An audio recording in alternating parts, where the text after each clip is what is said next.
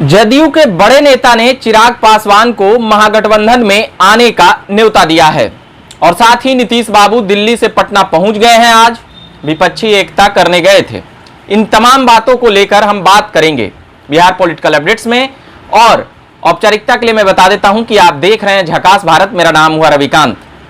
तो पहले बता देता हूं, नीतीश बाबू दिल्ली से पटना तो पहुंच ही गए हैं, उस पर भी बात करेंगे। मगर जदयू के बड़े नेता और पूर्व राज्यसभा सांसद केसी त्यागी ने चिराग पासवान को महागठबंधन में आने का सुझाव दिया है, न्योता दिया है।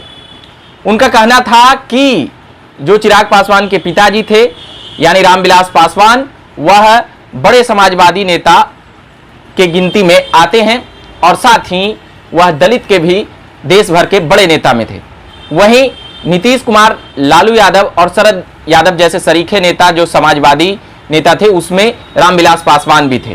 तो अभी जो नीतीश और लालू एक साथ हैं, शरद यादव के भी बेटे महागठबंधन के ही हिस्सा हैं, तो चिराग पासवान भी महागठबंधन के ही हिस्सा बन जाएं, यह कहना था केसी त्यागी का। बता दें कि केसी त्यागी भी 74-77 के समय से ही कह सकते इमरजेंसी के दौर के ही उपज के नेता हैं और पॉलिटिकल एनालिसिसर के भूमिका में भी उनको देखा जाता है। और साथ ही नीतीश कुमार से उनका काफी गहरा और अच्छा संबंध है और जदयू के वह सीनियर नेताओं में उनकी गिनती है। जनता दल यू में बड़ा रिस्पेक्ट है उनका और साथ ही अब तो महागठबंधन में भी उनकी कह सकते हैं कि एक अहम भूमिका है। उसी के तहत चिराग पासवान को वह न्योता दिए हैं कि चिराग पासवान भी महागठबंधन का हिस्सा बने। इससे महागठबंधन मजबूत होगा और चिराग पासवान भाजपा के भरोसे नहीं रहें। और भी कई बातें हुई है, महागठबंधन के भी कई नेता चिराग पासवान को अपनी ओर आने के लिए न्योता दे रहे हैं।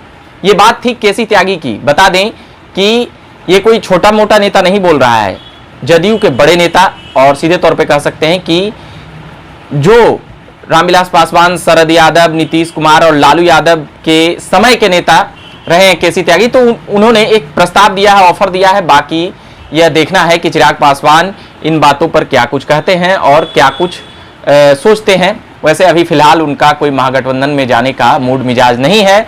वह अभी फिलहाल भाजपा के घटक दल के तौर पर ही वह अपनी एक पहचान जो बनाए हैं उसी पर वह हैं। बाकी उनका यह कहना है चिराग पासवान का कि जिधर नीतीश कुमार रहेंगे उधर हम नहीं रहेंगे, यानी कि अभी वह अपने लिए दोनों रास्ता खुला रखना चाहते हैं, क्योंकि कब नीतीश कुमार इधर से उधर आ जाएं यह बता पाना मुश्किल है।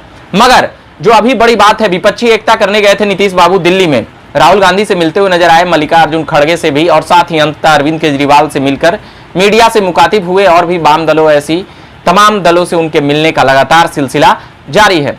तो समझ सकते हैं कि नीतीश कुमार विपक्षी एकता के लिए दिल्ली में ही बातें कह दिए थे कि यह अभी शुरुआत है और जैसे जैसे हम लोग आएंगे जाएंगे तो कई बातें और भी बताएंगे। राहुल गांधी द्वारा भी यह बातें कही गई है कि यह अभी प्रक्रिया में है और भी कई बार मिलकर बैठेंगे तो तमाम बातें होंगी। नीतीश कुमार पटना उतरने के बाद विपक्ष को एक करने की ही बात पर कह सकते हैं कि उसी पर अडिग है। प्रधानमंत्री के चेहरे का जब भी नाम या सवाल किया गया पत्रकारों की तरफ से, तो फिर वहां पर सभी नेता कन्नी काटते हुए नजर आए, चाहे वह राहुल गांधी हो, मल्लिकार्जुन खड़गे हो या फिर अरविंद केजरीवाल हो। ऐसे तमाम नेता चुप्पी साधना ही जरूरी समझे, क्योंकि जानते हैं कि प्रधानमंत्री का चेहरा इतना कोई आसान नहीं है विपक्ष के नेता के तौर पर ही बनाए जाने को लेकर। मगर बीजेपी अपनी तैयारी को लेकर अस्वस्थ है कि 2024 का चुनाव वह आसानी से जीत लेगी। ये तमाम बातें थी और भी हम तमाम सियासत की खबरें दिल्ली से लेकर पटना तक क्या कुछ चल रहा है वह सुनाने का प्रयास करते रहेंगे। फिलहाल औपचारिकता के लिए बता देता हूं कि आप देख रहे हैं झकास भारत। मेरा नाम हुआ रविकांत। धन्यवाद।